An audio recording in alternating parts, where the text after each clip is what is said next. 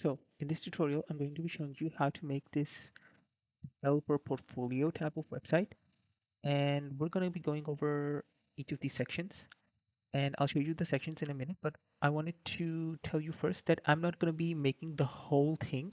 I'm just going to be showing you how I made certain things in each section because I don't want to explain how I did the text. Like text and other simpler things are simple enough for you to understand. I'm going to be more doing the complex type of stuff that you might end up being confused about. And I'm going to show you how I did those. So let's get started.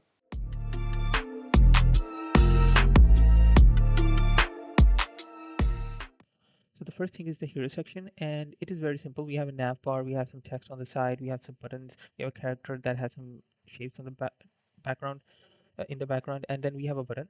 It's supposed to show you to go down, and then we have these showing you the different technologies that we have, and there's like this fade effect at the edges. Next is the about section, and this is just some text, some blocks, and then we have an image on the side. And then we have a experience section, basically showing which companies the person would have worked for and other things like that. Just showing you that we have a table section in this so that everything is clear. And then we have projects. The project section basically shows the projects that the developer would have done. And then we have the footer.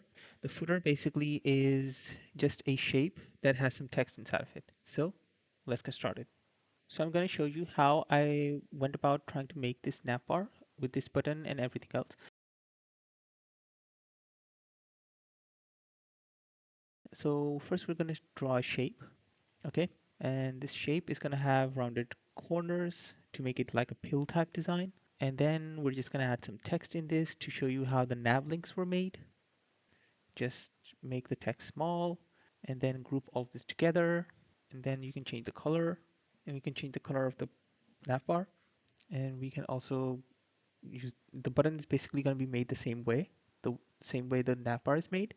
And you have this glowing effect, right?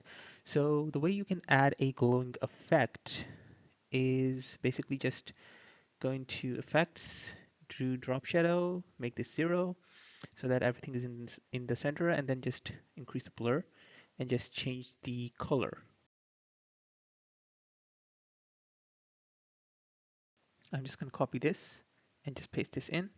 And as you can see, we have the glowing effect. So you can increase and decrease the opacity as well. And that's how the button would be made. So we've done what I did for the navbar and button. The logo is just an image, by the way. I just did something simple for this and just had a image made using AI. The next is the text. I don't think I need to explain that. And the button, I've already done that. It's basically the same thing. Now the image is basically just an image that I added. I had AI make this. And then the shapes. The shapes are very simple.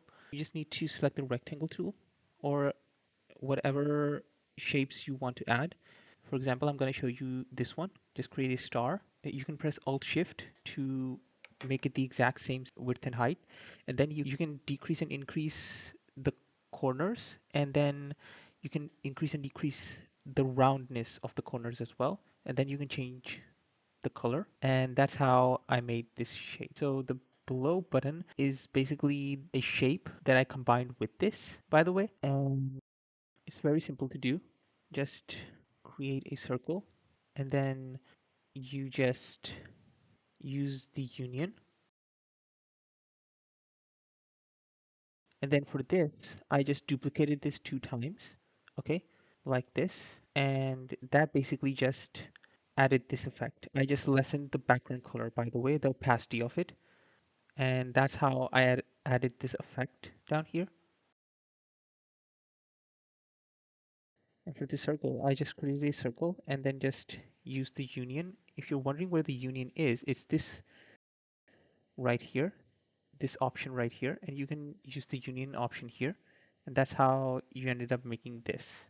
Okay, you just select the background rectangle and the circle, and then just click the union button. Okay, click the union option. Okay, next is the technology, and I'll get to that one later because this is going to take some time to explain. Okay, First, I'm going to do the about. So the about is very simple. I just added some text.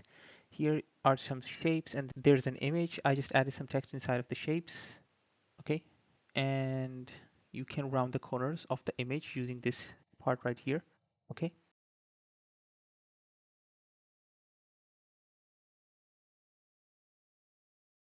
Now, experience section is very simple. I just created a shape. Okay. A rectangle shape, and then just added rounded corners to the top, left and right, and made the below one 0. That's how I made that. So for the next one is the footer. Footer is very simple. It's just a shape with some text inside of it. You just have to align everything correctly and you just make the headings bold. That's it. That's like the basic thing. You should know how to do that. And now the projects. The projects are just cards with images inside of them. Okay. You can see these are groups that have images inside of them. And I'm just rounding the corners of all of these. And I'm using this mask option to cut the images off from at a certain point because they were all very big. And I grouped everything together. So this part right here is where the text is. Okay. So this is the text and I've added this rectangle behind it. So the reason for that is I added a gradient to it. Okay. And to create the rectangle is very simple. Just select the rectangle, just drag and drop, and you create a rectangle for this in the group. Okay. And just put it at the bottom. And what you're going to do is add a gradient. So as you can see, it's the second option, by the way. I have used this as the choice and I've made the opacity 0, and you can basically just copy the same thing that I did or just mess around with some of these things to get an idea of how all of this works. That's your choice. And if I show you without this, you'll see that it's like this. If I just turn this back on, this is the difference, as you can see. So this is how this works. And you can just play around with this, like I said before, to get the result that you want. So this one is a little complicated.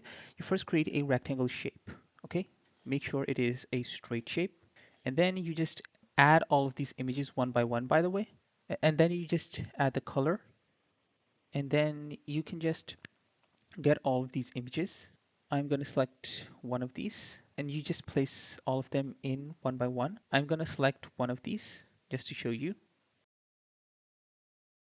I'm just going to drag and drop one of these here. I'm going to place it above the shape.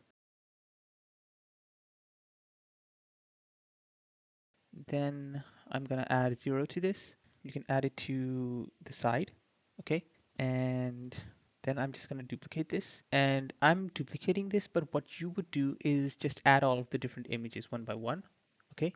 And then just group all of them together, place them in the center like this. And now I'm going to group both of these as well. Okay. And then you just mess around with the rotation a little bit to get the one in the back and to get the one in the front as well. Okay. So one is going to be a -10, the other one could be a +10. So that's how you do this.